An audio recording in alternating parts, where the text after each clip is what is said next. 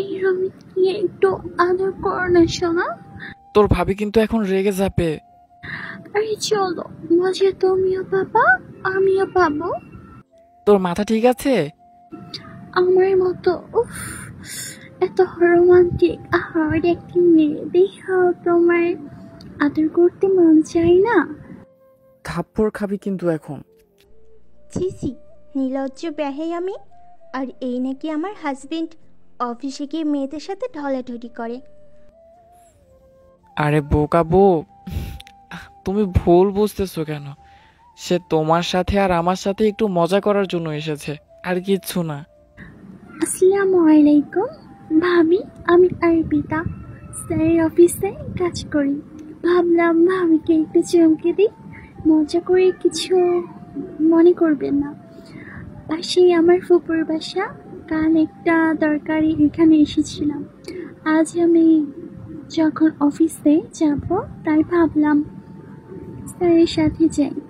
আর sir আমাকে আপনার কথা প্রায় বলতো, আপনি নাকি অনেক বিশ্বাস করেন, তাই ভাবলাম একটু যাচাই করে দেখি। সরি ভাবি। তাই বলে এইভাবে আমাকে চমকে দিবেন? আমি তো ভয় পেয়ে গিয়েছিলাম। যাই হোক, আপনি পড়ছো ওর সাথে, আমার বোঝাপড়া আছে। শ্রাবণীর কথা শুনে আবার গলা শুকিয়ে গেল।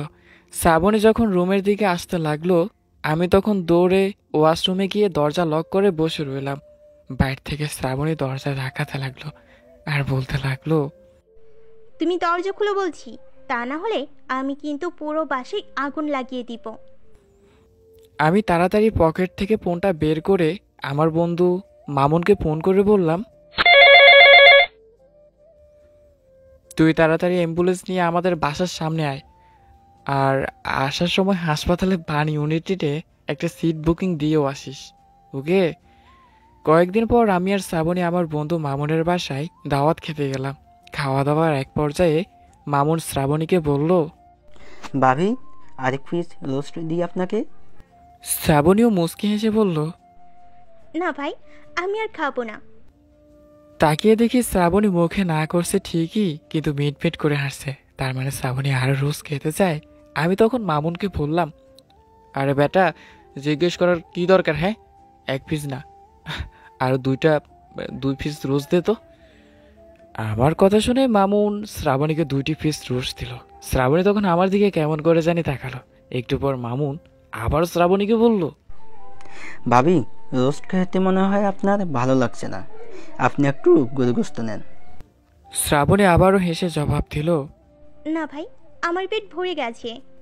খেয়াল করে দেখি শ্রাবণী আবার মুখে না করছে ঠিকই, কিন্তু ঠোঁটে হাসি লেগে আছে। আমি বইয়ের মনের কথা বুঝে গেছি। আমি মামুনকে তখন বললাম, আরে বেটা, এত জিজ্ঞেস করার কি আছে? হ্যাঁ, তুই তরকারি দে।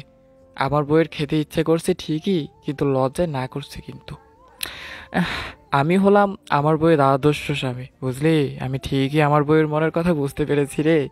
এই কথা বলে আমি মামুনের হাত থেকে তরকারির বাটিটা নিয়ে পুরোটা শ্রাবণীর প্লেটে ঠেলে দিলাম। শ্রাবণীর আগে টেবিল থেকে উঠে বলল, তুই আজ বাসায় আয়, বইয়ের মনের কথা কিভাবে বুঝতে হয় সেটা তোকে আমি নতুন করে শিখাবো। এই কথা বলে শ্রাবণী চলে গেল। আমি মামুনকে বললাম, বন্ধু, খাবারটা নষ্ট করে লাভ নেই রে, তুই প্যাকিং করে আমায় দিয়ে দে। অবস্থা যা দেখছি, বাসায় 2 দিন ভাত পানি খাওয়া হবে না রে। এগুলো খেয়ে বেঁচে থাকতে হবে, বুঝলি? বাসা আসার পর শ্রাবণী রাগে লাল হয়ে বলল, তোমার সাথে আমার কোনো সম্পর্ক নেই, আমি চললাম আমার বাপের বাড়ি, আর আসবো না।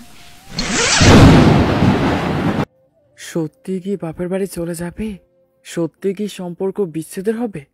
দেখতে চোখ রাখুন শেষ পর্বে। 2য় পর্বের জন্য অপেক্ষা করুন।